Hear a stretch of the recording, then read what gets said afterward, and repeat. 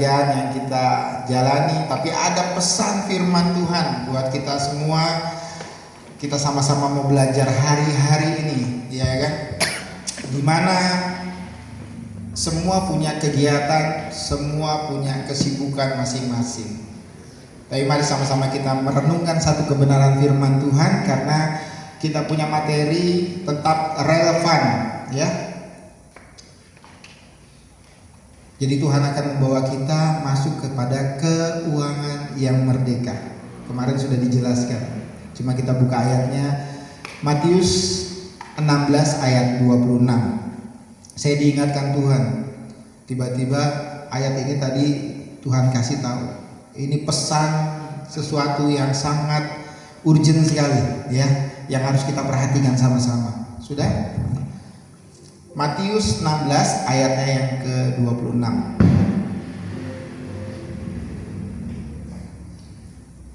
Matius 16 ayat ke-26. Sudah dapat semua? Boleh satu orang bantu baca Matius 16 ayat 26. Matius 16 ayat 26. Apa gunanya seorang memperoleh seluruh dunia tetapi kehilangan nyawanya? Dan apakah yang dapat diberikannya sebagai ganti nyawanya? Haleluya. Jadi hari-hari ini tanpa saudara sadari kita lagi bekerja. Apakah itu salah? Enggak salah, ya. Kita tetap harus bekerja. Tapi fokus kita jangan kepada mengejar kekayaan, ya. Jangan pada mengejar sesuatu yang sifatnya dunia. Saudara diberkati Tuhan luar biasa. Tapi kalau kita menghabiskan harta kita oleh dunia, maka saudara akan kelaparan. Jadi apakah gunanya orang memperoleh seisi dunia ini kalau dia harus kehilangan nyawanya, harus kehilangan jiwanya? Jadi perlu kita perhatikan sebagai anak-anak Tuhan, kita jangan sampai fokus kita dialihkan. Tetap saudara dalam pelayanan atau dalam mengikut Tuhan, saudara tetap diberkati Tuhan. Jadi jangan pernah takut. Jadi walaupun saudara mendapatkan segala sesuatu, kalau kita harus kehilangan jiwa kita, kehilangan keselamatan kita, apa gunanya saudara? Capek, ya kan? Di dunia menderita, di sana lebih menderita. Di dunia berhasil seperti orang kaya itu, contoh orang kaya dan Lazarus, karena ada jurang yang begitu jauh memisahkan antara orang-orang yang hidup dengan dunia, melekat dengan dunia, menghabiskan harta yang dipercayakan Tuhan kepada kita, dihabiskan oleh dunia, kesenangan dunia, maka yang terjadi apa saudara? Kelaparan akan segera mendatangi hidup kita. Ini ngeri sekali. Nah, saya akan menceritakan satu hal supaya saya boleh menuntun saudara masuk kepada inti dari firman ini, yaitu adalah keselamatan jiwamu. Itu yang paling utama. Saudara mau diselamatkan? Saudara mau tinggal di dalam keselamatan? Saudara tahu contoh perumpamaan semua yang diberikan oleh Yesus, diajarkan kepada kita, itu adalah orang-orang yang hidup di dalam keselamatan. Dia berhak menerima itu semua, janji-janji Tuhan. Makanya tadi lagu ini, ku percaya Tuhan, janjimu itu ya dan amin. Tapi bagi orang yang hanya hidup di dalam keselamatan, makanya dia menceritakan perumpamaan semuanya, supaya setiap orang yang menolak firman Tuhan, yang menolak Yesus, walaupun mereka melihat, mereka buta, tapi bersyukurlah mereka yang dipilih sama Tuhan. Saudara hari ini datang ke gereja, saudara sedang dipilih. Jadi saudara akan melihat muka dengan muka, saudara akan mendengar dengan baik. Tidak seperti orang dunia, mereka mendengar tapi mereka nggak mengerti. Jadi firman hari ini, benih firman yang ditabur itu untuk kita semua yang hadir, orang-orang pilihan yang mau mendengar. Yesus tidak menceritakan lagi tentang perumpamaan, tapi sebuah rahasia keselamatan atau kerajaan Allah. Maka dikatakan kalau saudara mencari kerajaan itu dan menemukannya, saudara akan mendapatkan segala sesuatu yang tidak pernah kita pikirkan. Segala sesuatu yang dicari orang-orang dunia, bangsa yang tidak mengenal Allah, itu diberikan kepada kita semua. Amin saudara. Sebenarnya ikut Tuhan itu kalau kita mengerti tentang kebenaran, kebenaran itu akan memerdekakan kita dalam segala hal. Jadi jangan kamu khawatir akan apapun juga. Jangan kamu khawatir tentang apa yang mau kamu makan, apa yang kamu mau minum. Jangan kamu khawatir kamu kekurangan, tidak bisa membiayai ini, membiayai itu. Enggak perlu. Kalau saudara hidup dalam keselamatan itu disediakan. Amin. Cuma kita lihat bahwa iblis nggak suka ketika kita masuk di dalam keselamatan. Ada 3 poin yang saya mau jelaskan. Manusia mau berusaha seperti apapun akan gagal. Makanya waktu Yesus menjelaskan ini, 40 hari setelah dia dibangkitkan, dia bersama-sama murid-muridnya, dia menjelaskan tentang visi kerajaan Allah. Ini yang harus kita pahami. Apa sih yang Tuhan mau untuk kehidupan kita? Ya. Pada mulanya Tuhan, kita ini siapa di sini yang tidak berdosa? Yang nggak pernah melakukan dosa, sama seperti Tuhan Yesus. Ada di sini yang nggak pernah buat dosa? Kalau ada, saya mau belajar dari orang itu. Ada saudara? Ada yang tidak pernah berbuat dosa di tempat ini? Jangan malu-malu. Kalau ada bilang saya. Ternyata tidak ada ya. Semua orang telah berbuat dosa. Ketika orang berbuat dosa, maka dia akan terpisah dari Allah. Kita tadinya nggak mau untuk berbuat dosa, tapi kita dikuasai oleh daging. Karena ada beberapa hal yang tidak bisa manusia kejar, yang tidak bisa manusia usahakan, itu disediakan oleh Tuhan kita.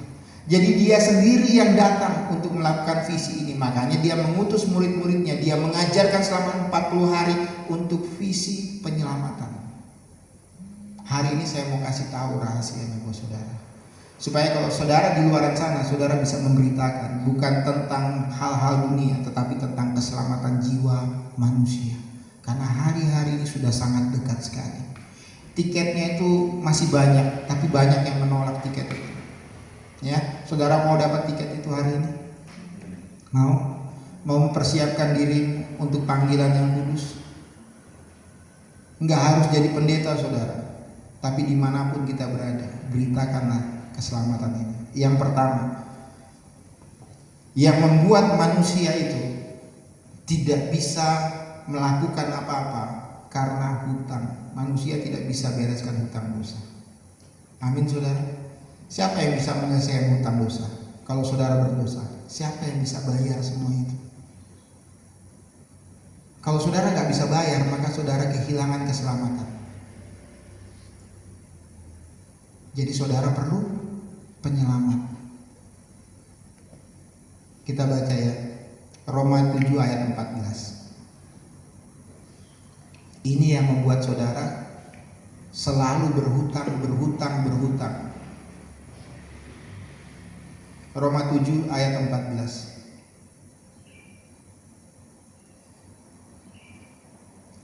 Ada yang sudah dapat Roma 7 ayat 14? Oke. Sebab kita tahu bahwa hukum Taurat adalah rohani, tetapi kita ini bersifat daging, terjual di bawah kuasa dosa.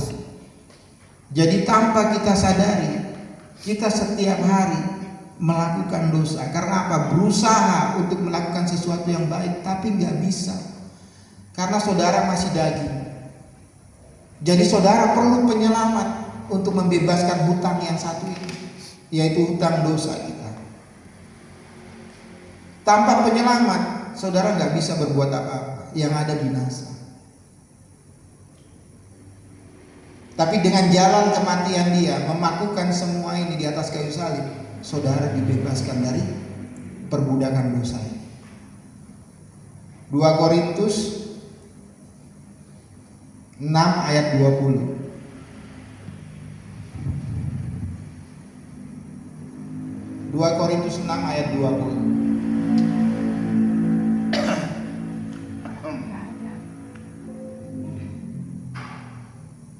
Ya, sudah dapat semua? 2 Korintus 6. 1 1 Korintus 2 ayat 6, sorry. 1 Korintus 2 ayat 6.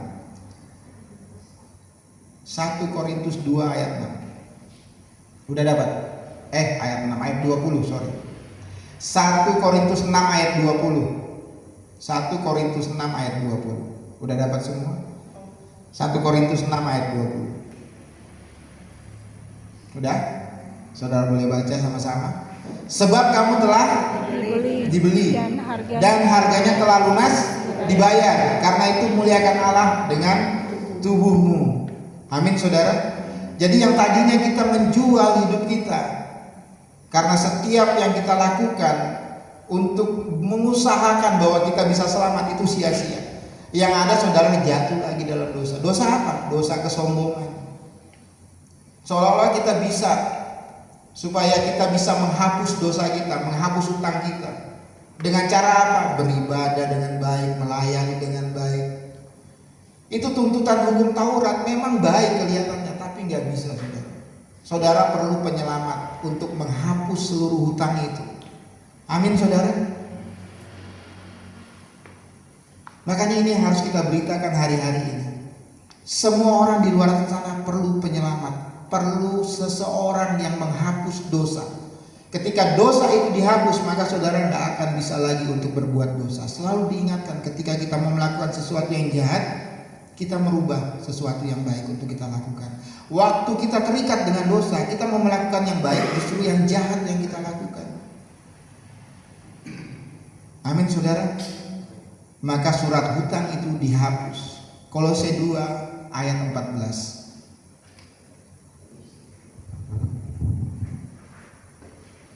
Kolose 2 ayat 14.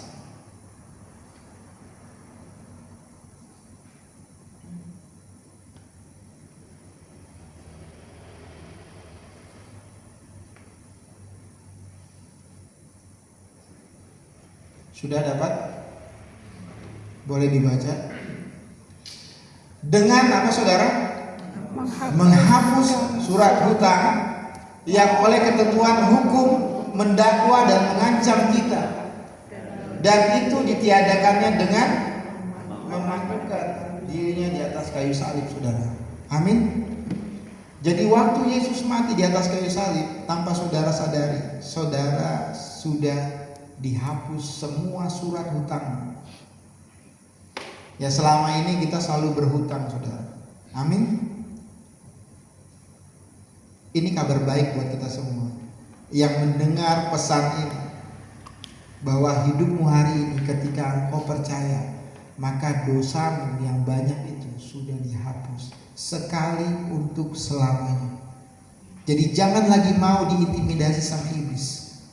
Makanya gak semua orang bisa mendengar pesan ini, gak semua orang bisa melihat pesan ini. Tapi saudara yang hadir saat ini adalah murid-murid Tuhan, anak-anak Allah. Saudara keluar dari kegiatan dunia, saudara datang ke tempat ini untuk mendengar suara Tuhan. Maka ketahuilah kabar baiknya hari ini. Hutang dosamu sudah dihapus. Amin, saudara. Nggak ada lagi dosamu. Percaya, nggak ada lagi dosa. Semua sudah selesai di atas kayu salib. Ini yang menjadi iman kita. Jadi iman itu bukan karena saudara punya masalah terus saudara beriman, itu iman yang salah. Banyak sekali penyesatan. Kamu sih kurang iman berdoa. Iman itu iman keselamatan. Kalau saudara sakit, didoakan tidak sembuh-sembuh karena kamu kurang iman. Bukan itu, saudara.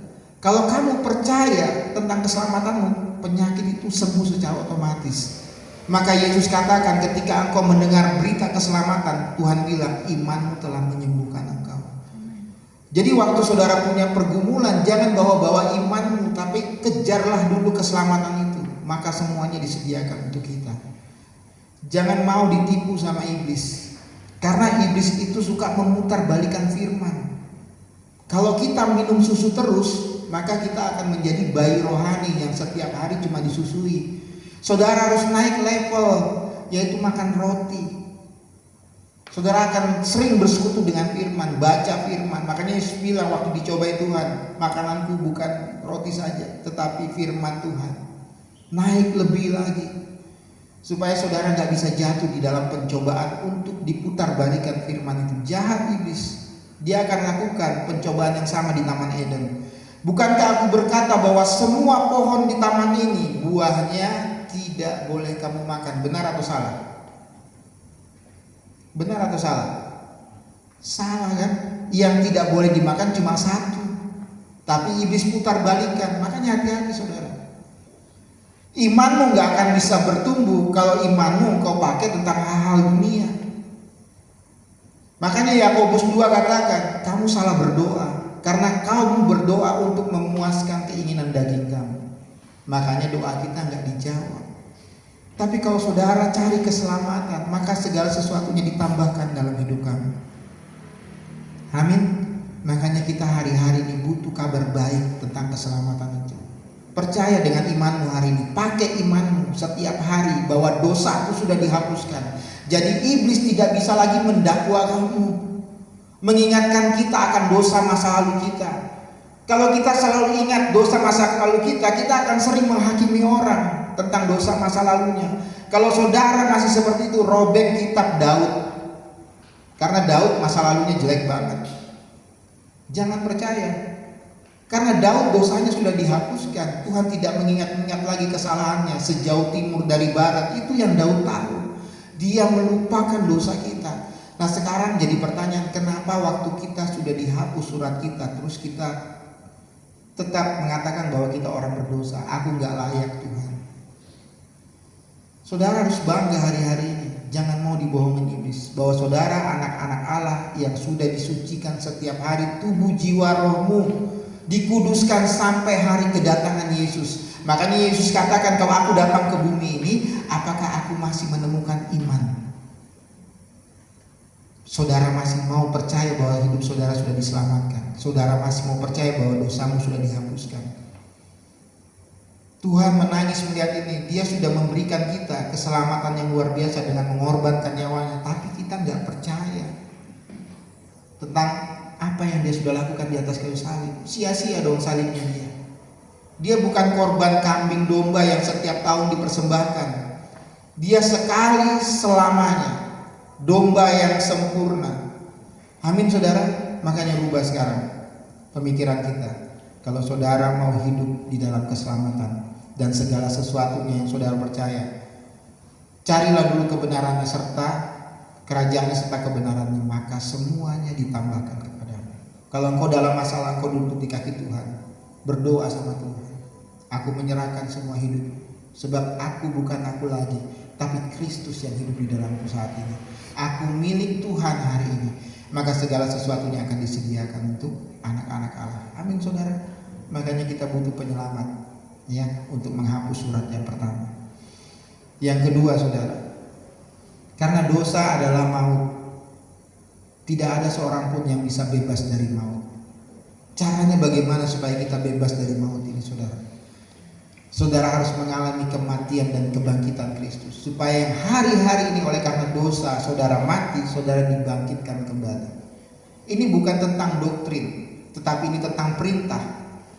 Pergilah, beritakanlah Injil keselamatan bagi setiap mereka yang percaya, baptislah mereka dan ajarkan segala sesuatu tentang yang kuajarkan kepadamu.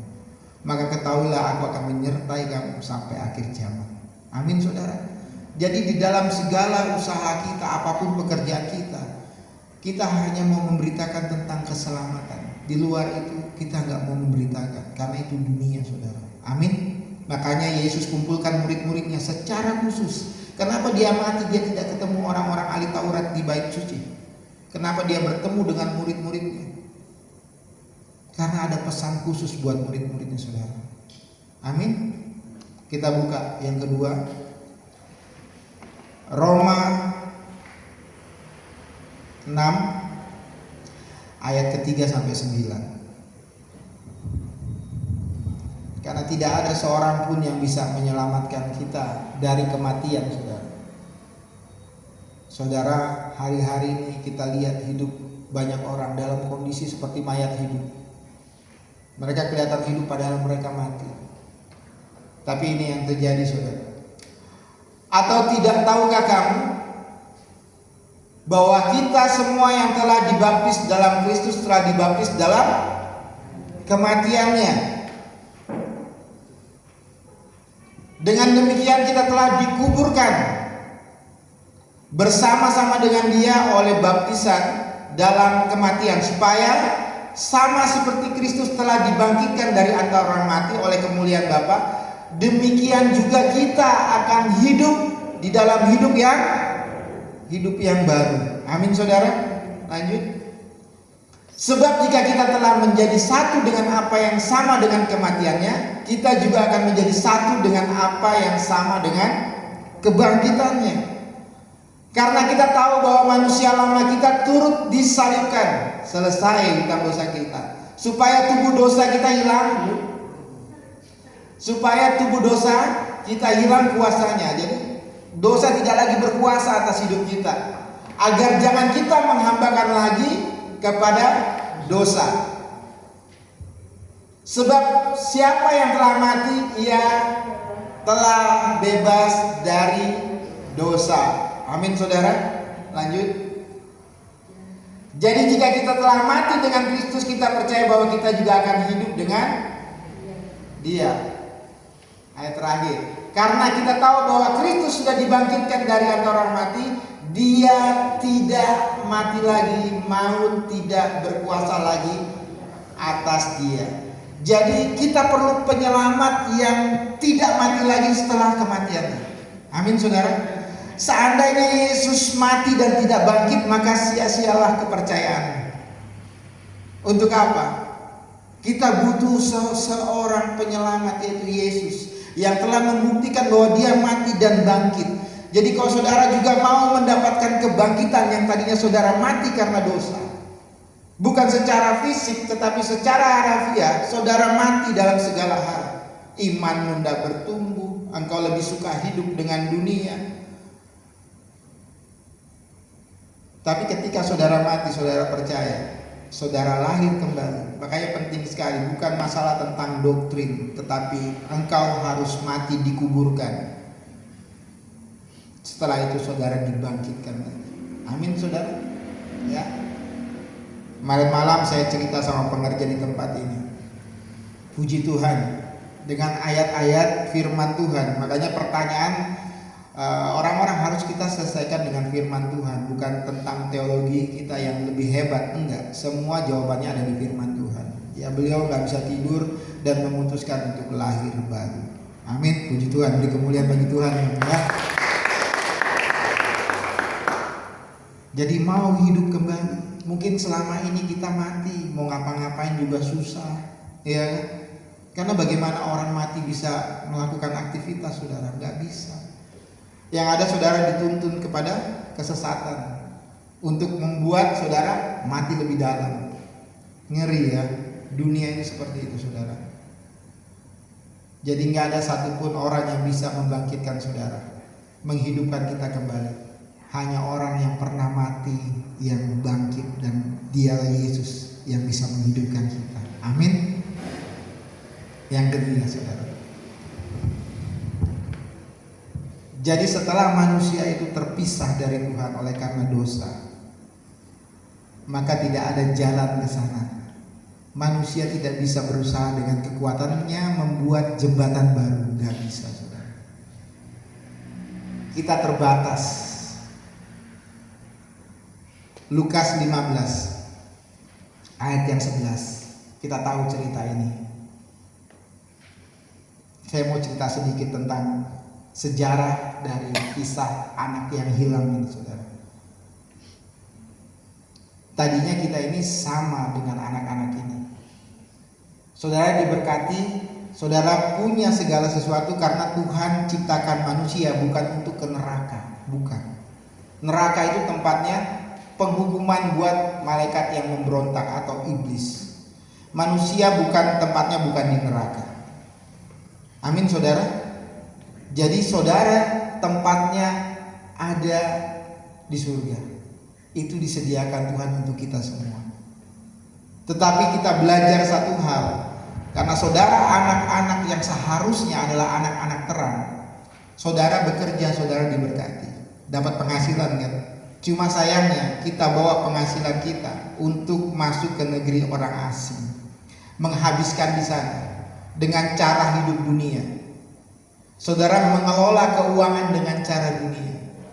Lama gak kelamaan saudara pesta pora, makan-makan, yang penting dagingmu nyaman. Apa yang terjadi dengan anak yang hilang ini? Kelaparan, saudara. Setelah dia menghabiskan uang warisan dari bapaknya, dia mau makan ampas makanan babi aja, itu nggak boleh, saudara. Terus dia teringat, di rumah bapakku banyak sekali pekerja, dan di sana nggak ada yang kelaparan. Aku mau kembali ke sana. Seandainya bisa aku kembali ke sana, jangan jadikan aku anak ya. Jadi pekerja ya, salah satu dari pekerja bapak itu. Karena anak ini mengerti, saudara. Ketika dia kembali ke sana, dia nggak diterima bukan sama bapaknya, sama tradisi. Jadi di sana namanya ada satu tradisi, ada satu ritual bangsa Yahudi kuno, itu namanya kezazah. Jadi setiap anak dari bangsa Yahudi yang mengambil warisan bapaknya dan menghabiskan ke negeri orang asing, saat dia mau kembali, orang-orang Yahudi situ berkumpul menyiapkan satu kendi. Untuk apa? Ketika dia mau masuk ke bangsanya, maka kendi itu dilemparkan. Dengan kata lain, orang-orang ini menolak anak yang durhaka ini kembali. Nggak ada jalan. Dilemparkan ke sana. Itu menandakan bahwa kamu sudah membawa harta bapakmu menghabiskan untuk dunia. Setelah itu kamu kembali, kamu bukan lagi anak. Hubunganmu terputus. Kamu gak punya hak kembali ke rumah bapakmu. Ini tradisi orang Yahudi. Makanya dia bilang, jangan jadikan aku anak, jadikan aku salah satu pekerja aja. Dia mulai melangkahkan kakinya, karena dia tahu ketika dia mau masuk ke gerbang orang-orang Israel, maka mereka akan melemparkan kendi-kendi itu. Semua orang di situ akan melemparkan, karena anak ini tidak boleh lagi masuk ke dalam komunitasnya, harus diusir keluar, terpisah dari bapaknya, terpisah dari komunitasnya.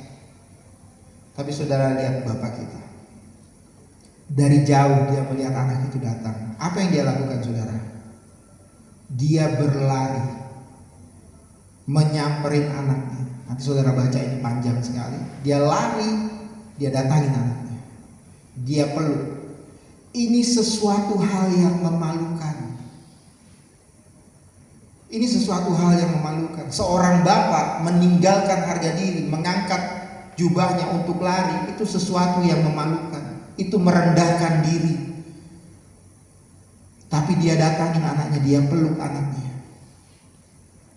Sehingga apa, saudara? Sehingga orang-orang tidak melempar. Tapi yang malu siapa? Bapaknya. Dipermalukan. Bukankah Yesus waktu di atas kayu salib dipermalukan? Dia diolok-olok. Untuk apa? Menyambut kita yang tadinya hilang. Dia datang supaya saudara gak dihukum sama orang-orang komunitas. Dia datang menyambut kita. Makanya kalau ada orang berdosa, jangan saudara hakimi dia, karena Bapak menyambut dia. Dia lari. Bapak itu malu sekali. Dia harus menanggalkan harga dirinya. Dia yang tidak berdosa, dia menjadi dosa karena kita. Dia peluk anaknya, dia panggil pegawainya, dia perintahkan, pakaikan kembali identitasnya, cincin. Apakah bapaknya mau kasih dia jadi pekerja? Enggak. Semua yang ada sama dia masih ada warisannya. Bapaknya gak pernah melupakannya. Lebih dari itu, waktu anak ini kembali, bapaknya buat pesta. Jadi waktu saudara kembali, saudara punya iman bahwa dosamu sudah dihapuskan. Jangan lagi saudara berpikir, jadikan aku salah satu dari pekerjamu, saya sudah mendat. Kamu anak, tetap anak selamanya. Kalau kamu butuh makan, lebih dari makanan yang dikasih. Semua disediakan sama Bapa. Apa yang aku punya, kamu punya juga.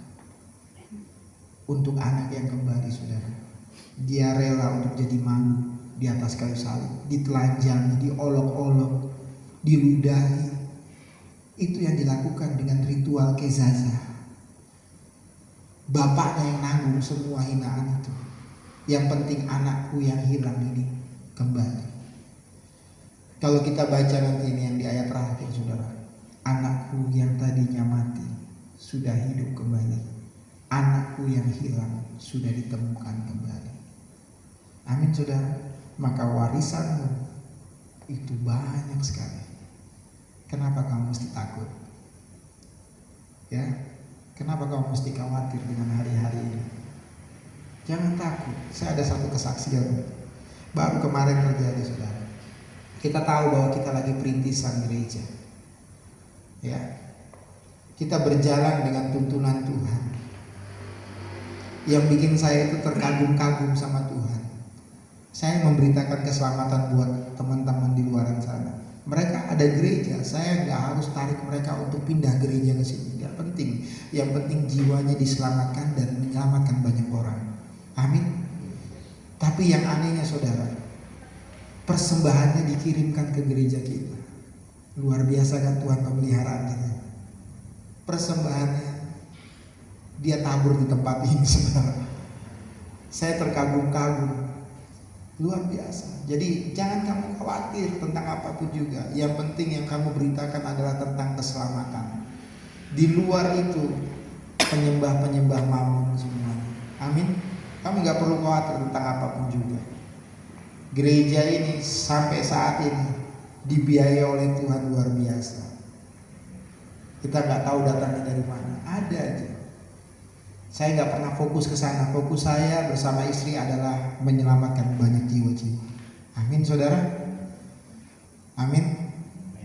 Jadi 3 hal tadi, saudara, yang tidak bisa kita usahakan. Yang pertama, manusia gak bisa menghapus dosa. Nggak bisa. Kita butuh penyelamat.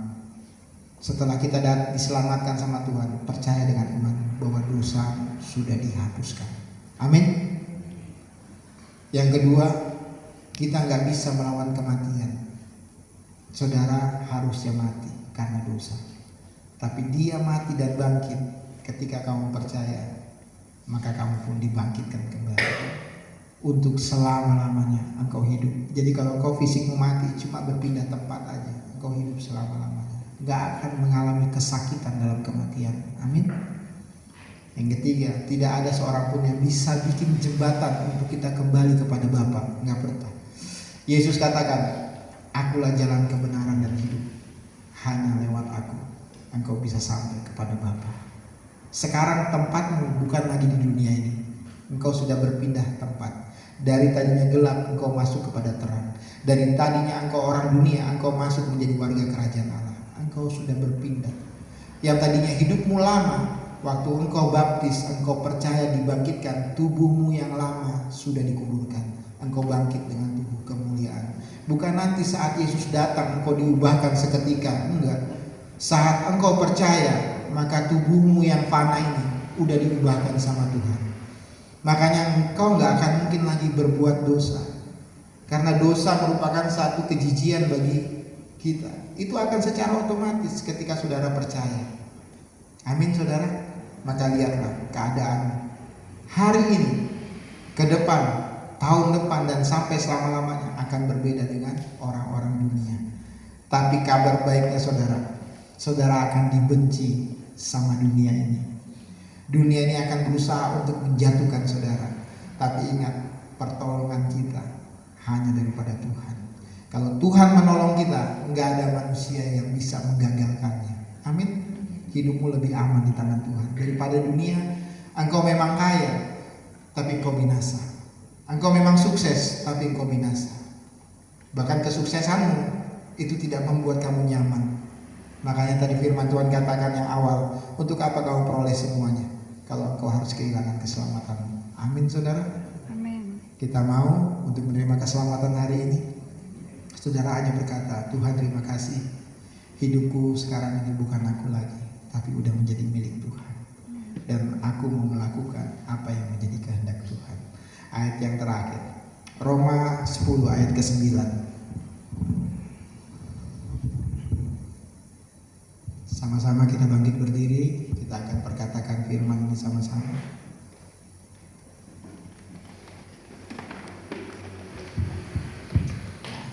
Roma 10. Saya sama-sama ya, kita perkatakan firman ini. 3, 2, 1. Sebab jika kamu mengaku dengan mulutmu bahwa Yesus adalah Tuhan dan percaya dalam hatimu bahwa Allah telah membangkitkan Dia dari antara orang mati, maka kamu pun akan diselamatkan. Haleluya, beri kemuliaan bagi Tuhan. Saya undang musik.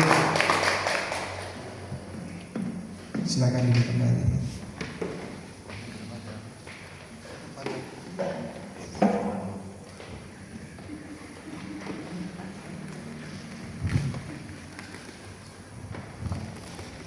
Saudara yang sudah dengar pesan firman ini, saudara siapkan lebih lagi hidupmu untuk dipakai sama Tuhan, untuk menyelamatkan banyak jiwa-jiwa. Amin. Saudara akan melihat tempat ini akan dipenuhi dengan jiwa-jiwa baru. Tuhan kirim satu persatu jiwa-jiwa baru. Yang pasti saudara harus terima keselamatan dulu, baru bisa menyelamatkan orang lain. Kalau kita belum terima keselamatan, kita nggak akan bisa menyelamatkan orang lain. Amin. Habis itu lakukan aktivitas secara biasa, tapi tetap berjalan dalam pimpinan Roh Kudus. Haleluya. Sama-sama kita tutup mata, kita merenungkan kebenaran firman Tuhan. Biarlah firman ini yang kita dengar semuanya itu bisa mengubahkan hidup kita. Siapa yang mengaku dengan mulutnya dan percaya dalam hatinya bahwa Yesus telah mati dan bangkit dan memberikan semua anugerahnya bagi kita, maka hari ini kamu sudah terima keselamatan itu. Dan engkau berbeda dari orang-orang dunia. Seperti gandum dan ilalang, Tuhan buat pemisah. Engkau akan dipisahkan. Dari cara pemeliharaan Tuhan akan berbeda dalam hidup. Engkau gak perlu khawatir lagi. Engkau gak perlu takut lagi. Sebab engkau istimewa. Dia menanggung malu, dia menanggung hinaan, supaya engkau dapat warisan, dikembalikan semua warisan hak kamu sebagai anak. Dia tanggung semua kemaluan itu. Haleluya.